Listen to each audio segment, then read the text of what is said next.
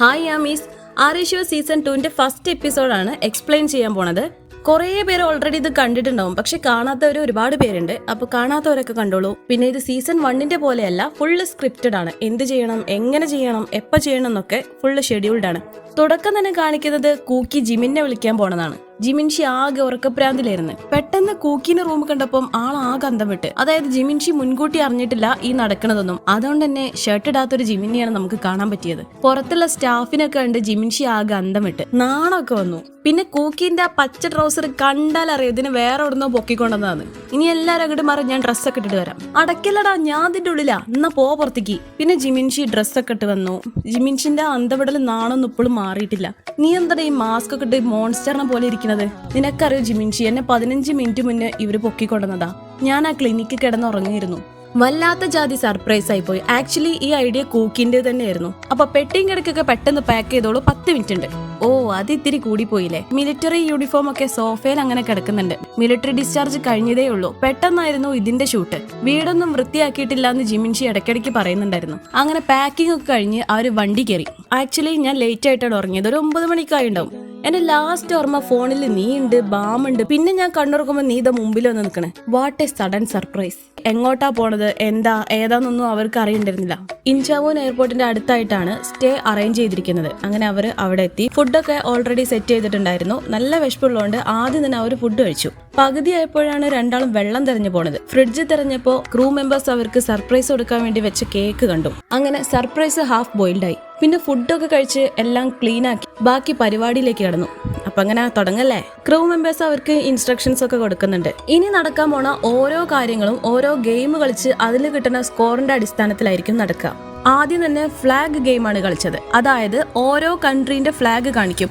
അത് ഏത് കൺട്രീന്റെ ആണെന്ന് കറക്റ്റ് ഗസ് ചെയ്യണം. എത്ര പോയിന്റ് കിട്ടുന്നോ അത്രയും ട്രിപ്പിനെ പറ്റിയുള്ള ക്വസ്റ്റ്യൻസ് അവർക്ക് ചോദിക്കാം. ടോട്ടൽ 9 പോയിന്റ്സ് ആണ് കിട്ടിയത്. അപ്പൊ 9 ക്വസ്റ്റ്യൻസ് ചോദിക്കാം. അങ്ങനെ ട്രിപ്പിനെ കുറിച്ചുള്ള ഡൗട്ടുകളൊക്കെ ചോദിച്ച് ഏകദേശം അവര് സ്വിറ്റ്സർലാൻഡിലേക്കാണ് പോണത് എന്ന് വരെ മനസ്സിലാക്കി. ട്രിപ്പ് വളരെ മിനിമലായിരിക്കണം എന്ന് ക്രൂ പറയുന്നുണ്ട്.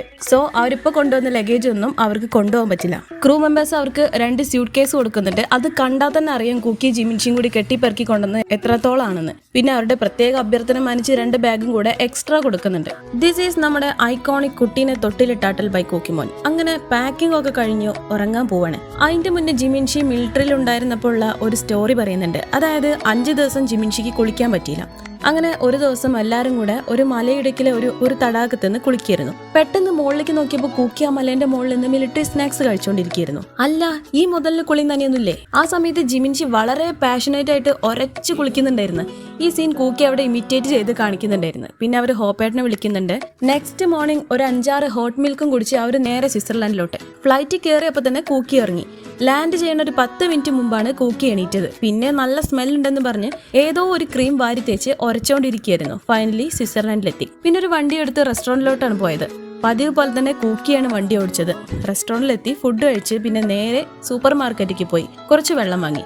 കാരണം നേരത്തെ തന്നെ അവർക്ക് വെള്ളം കുടിക്കാൻ കിട്ടിയിട്ടുണ്ടായിരുന്നില്ല. പക്ഷെ ഇത് റൂമിലേക്ക് കൊണ്ടുപോണ കാര്യം വെച്ചപ്പോൾ അവർക്ക് വാങ്ങണ്ടായിരുന്നു തോന്നിപ്പോയി. അങ്ങനെ റൂമിലെത്തി ഫ്രഷായി വീണ്ടും ഗെയിം കളിക്കാൻ പോയി. ഈ ഗെയിം എന്താന്ന് വെച്ചാൽ അവരുടെ ഓരോ സോങ്ങിന്റെയും സ്റ്റിൽസ് കാണിക്കും. ഏത് സോങ് ആണെന്ന് ഐഡന്റിഫൈ ചെയ്യണം. എന്തിനാന്ന് വെച്ചാൽ രാവിലെ എണീക്കാനുള്ള സമയം കണക്കാക്കാൻ വേണ്ടിയിട്ടാണ്. ഇതിന്ന് കിട്ടുന്ന സ്കോർ അനുസരിച്ചായിരിക്കും എപ്പം എണീക്കണമെന്ന് തീരുമാനിക്കാം. അങ്ങനെ ആദ്യത്തെ റൗണ്ട് കഴിഞ്ഞപ്പം ഏകദേശം 7:18 എണീക്കാൻ എന്നായി. അടുത്ത റൗണ്ട് കുറച്ച് ആൾക്കാരെ കാണിക്കും. അത് ആരാന്ന് കറക്റ്റ് ഗസ് ചെയ്യണം. ഓരോ ഉത്തരത്തിനും 10 മിനിറ്റ് കൂടെ ഉറങ്ങാനുള്ള സമയം നീട്ടിക്കിട്ടും. ഈ റൗണ്ടില് ജിമിൻഷി ഫുള്ള് കോമഡി ആയിരുന്നു. ഉത്തരം പറയാൻ കിട്ടണ്ടേ? പണ്ട് കൂക്കി പറഞ്ഞ പോലെ I know her face, but I don't know her name. What movie? അതായിരുന്നു അവസ്ഥ. ആളറിയാം, പക്ഷെ പേരറിയില്ല. അല്ലെങ്കിലും പെട്ടെന്ന് ചോദിച്ചപ്പോ എങ്ങനെ പറയാ?